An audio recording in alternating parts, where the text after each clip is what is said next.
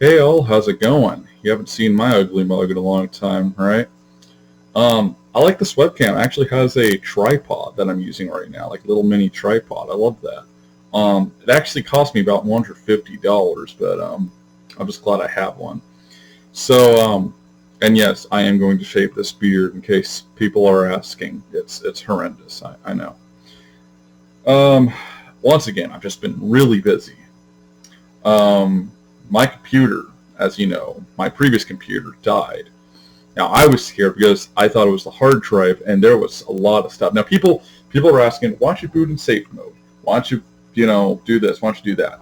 Well, the trouble was, I could not access the desktop without it getting a blue screen.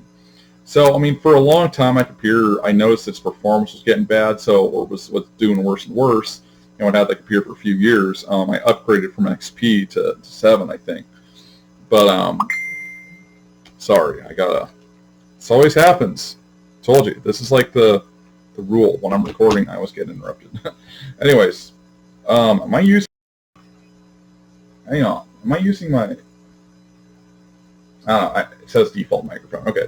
Anyways, so yeah, so I was getting blue screens, but what? Yeah, the computer was running crappy. It was running really crappy. It was really slow and everything. And at that time, I decided. This was before I started getting the blue screens. Excuse me. Um, so I decided, well, I think it's time to get a new computer. So I was saving up, and I was saving up, and I was saving up, and yeah, I had my stimulus check, but I saved that for my car because if I don't have a car, I can't go to work. If I don't go to work, I don't have a job, and it's a chain reaction there. So once again, geez, I'm getting lots of messages. Okay, so anyways, I think like maybe a few weeks ago though, I came back, and I hadn't used my computer in the morning, so I had to go early. I had to leave somewhere early in the morning, and I came back and it said that the computer had recovered from a hard drive, or I mean, had to recover from a blue screen. I'm like, oh, that's weird. I never get those. So, anyways, the computer was running slow, and I had to keep restarting it. I think that was before I got this blue screen thing that came up. But anyways, after that, it was being crappy again. It was like locking up, wasn't doing what it was supposed to, and I have malware bytes on here. I have some good protection on here, and I don't go to any weird sites that I don't know. So I don't think it was a virus. So anyways, I restarted the computer. Except this time, oh wait, okay, it did start up. It did start up. Went into Counter-Strike Source. I still play that. I play it with bots. I'm not ashamed to say it. And I'm playing for probably like a few minutes, and then I get a blue screen. Well, the problem was, as I mentioned before, I could not access the desktop anymore. It would go to like the starting window screen, and then it would, it wouldn't do anything. And I was getting all kinds of error codes. So, and some of them seem to be, well, I'll tell you what the cause was in a sec. But so basically, I tried starting in safe mode. I tried system repair. I tried system restore. I tried pretty much everything that you could think of that you can do for a computer that won't boot up to its freaking desktop. And I would keep getting a blue screen. Now, the system repairs, I tried a few times, and it said that it was successful. I'm like, great, cool, I can go back to using my computer.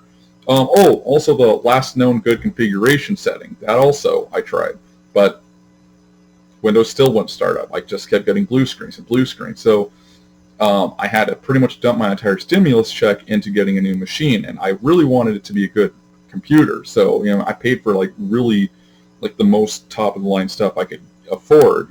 So I got a good graphics card. And crap, I don't even remember half the stuff I have in this computer. And in fact, it's still not complete. I want to get a Sound Blaster card for it. Yeah, so holy crap, there's so much stuff that I want to put in it. In fact, my dad did buy a couple 1 or 2 terabyte hard drives, but one of them was faulty, so he had to return that one. But fortunately, my computer was okay. But anyways, for the blue screens, from what I looked up in the error codes, it appeared, and this is only what it appeared to be, it appears to have been a video card error. So maybe the video card fried, or or something like that. But it was not booting up. So, in fact, I have the old hard drive in this computer. So, and I was really on pins and needles because I thought the hard drive crashed. I thought that's why it wasn't starting, but it is. It works. So, my new machine is great. It's been serving me well, as you guys have seen in my videos. I've been really good quality. I can actually record stuff like Getting Over It with Bennett Foddy. Like I tried that with my last computer, and it was like 1 frame per second. I think I have recordings of that I uploaded. It's just embarrassing. But this thing runs things good. I mean, I'll play Left 4 Dead 2, and what used to take me like maybe a minute or two loading a level or something on Left 4 Dead 2, now like 10, 20 seconds at worst. I mean, it's a really fast machine. I think it's a 3.7 gigahertz processor, so I think it was 2.4 on the last machine, but again, that's why I'm so much in debt. The video card itself was like $500. It was cheaper, but I thought, well, I'll get that later, and then it started climbing up in price, and I just had no choice. I had to buy it. It's like I need something good, and so I had no choice.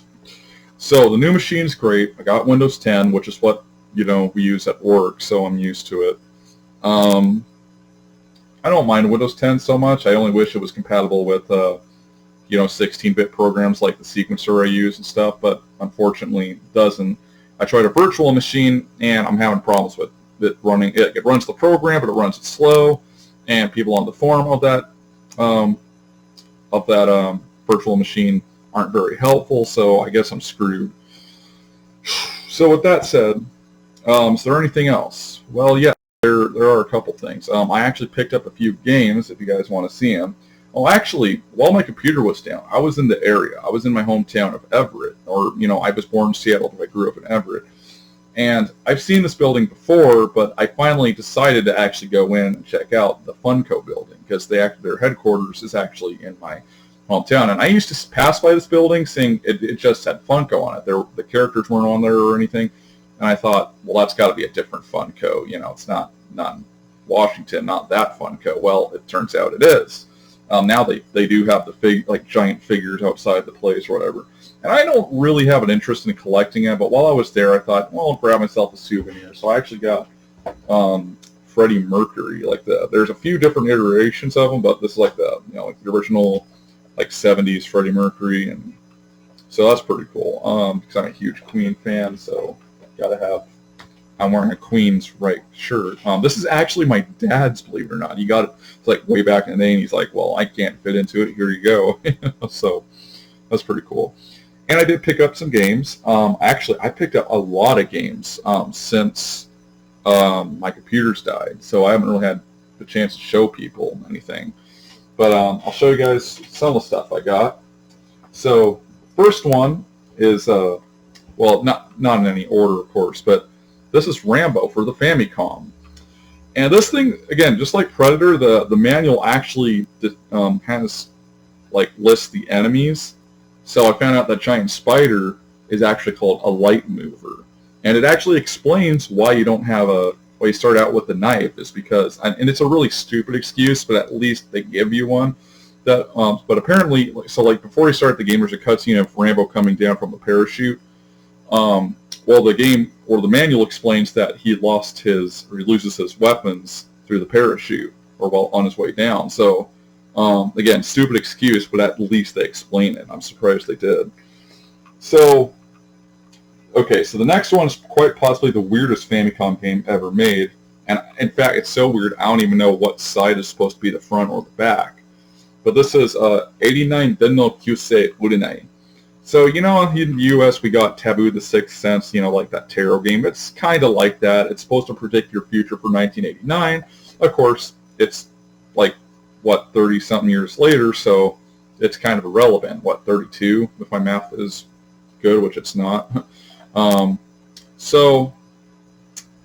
here's the other side. So it's hard to tell which side is which, and someone spilled barbecue sauce on it or something, but it's a weird game. And this thing, retail price, look at that. Can you read that? 98. Oh, it focuses. I love this webcam.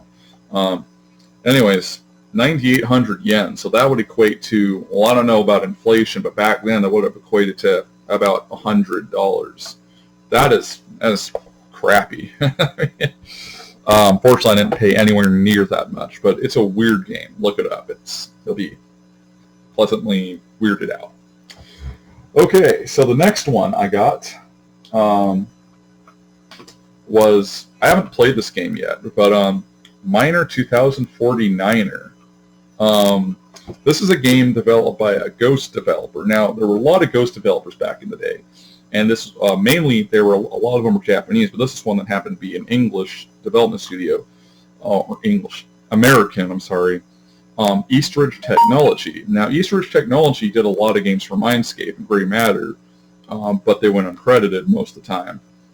And let's see, but they're best known for making Paperboy on the NES. Paperboy 1 and Paperboy 2 were both developed by them. And why do we keep getting notifications? Ah!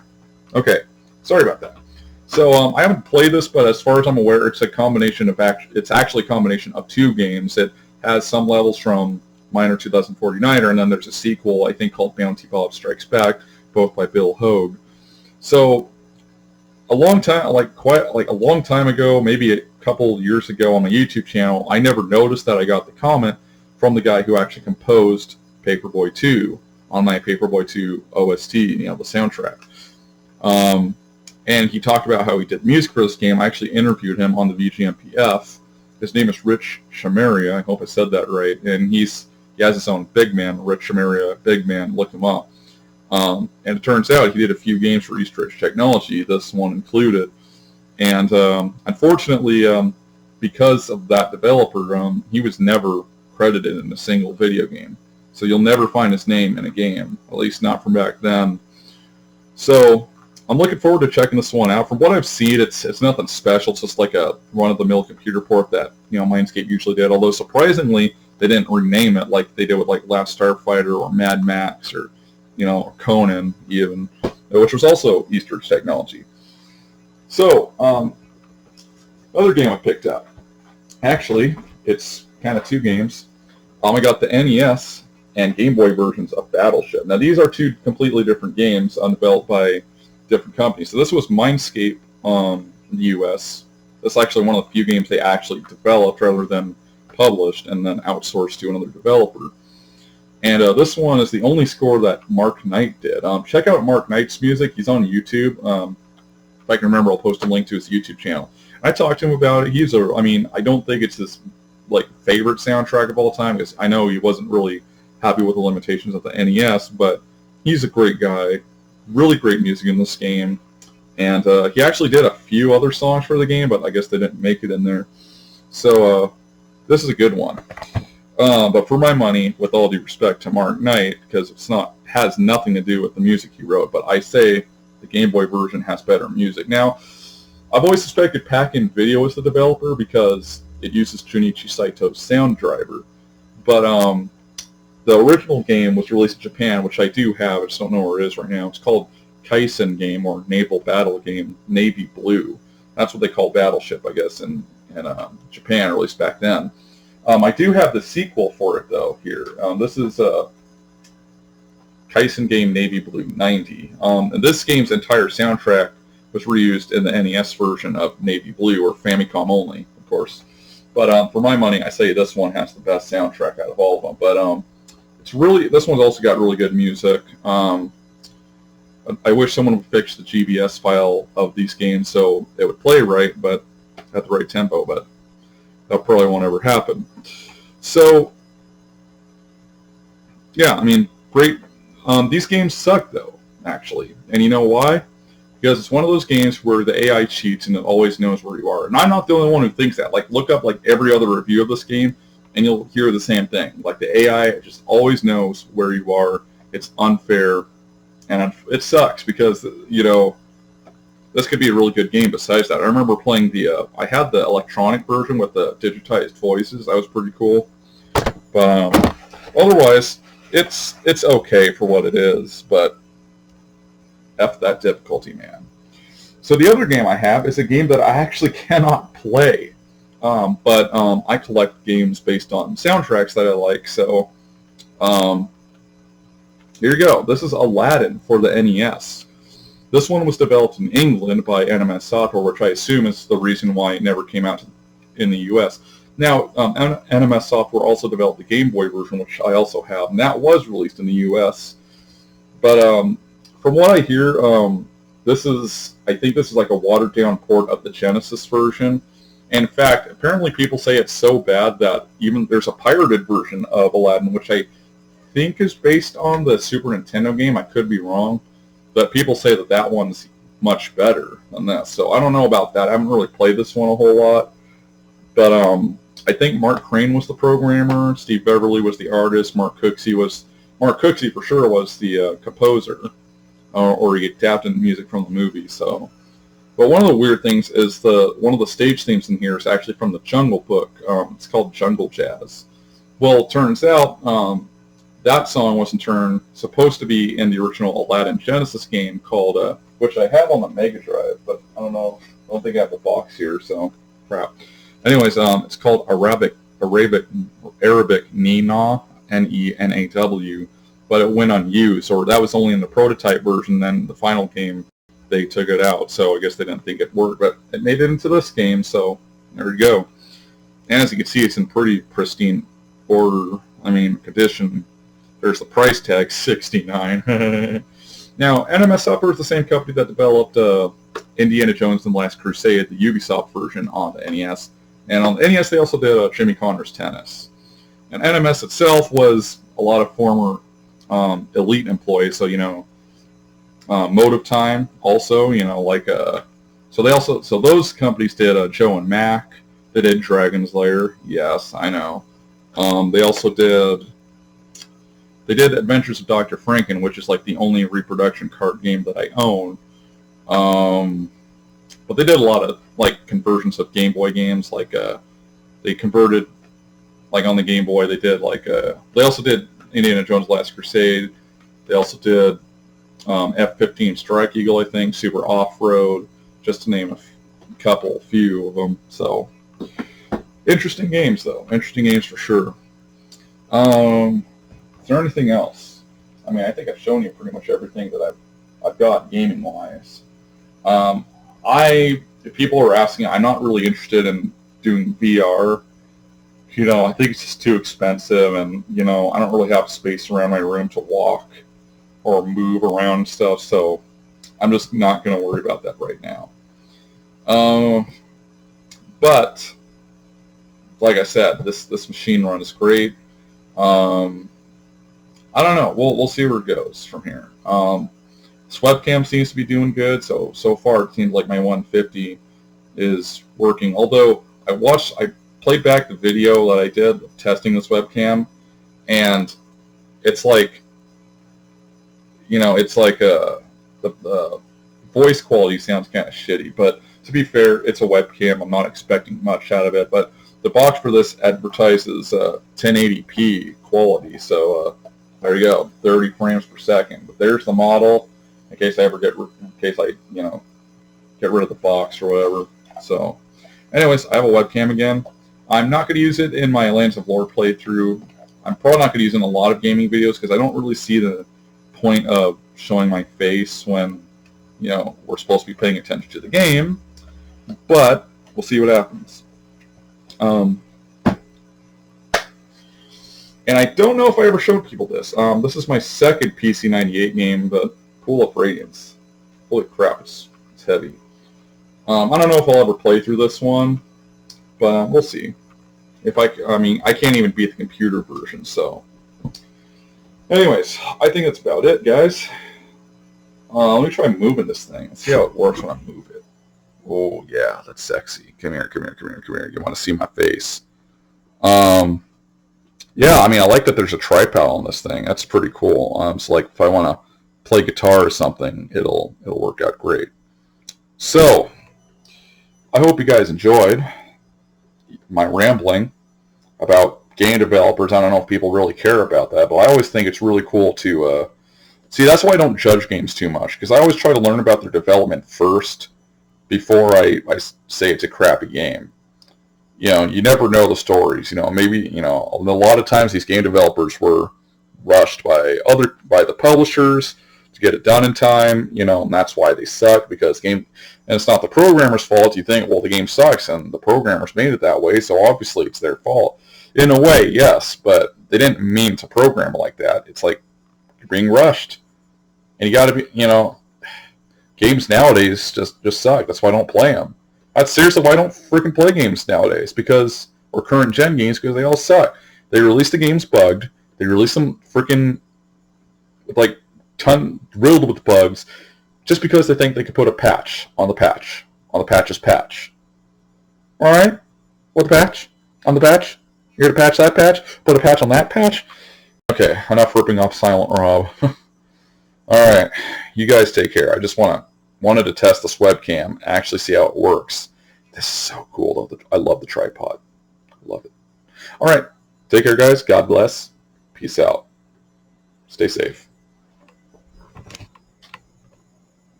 And yes, I will shave this beard. I promise.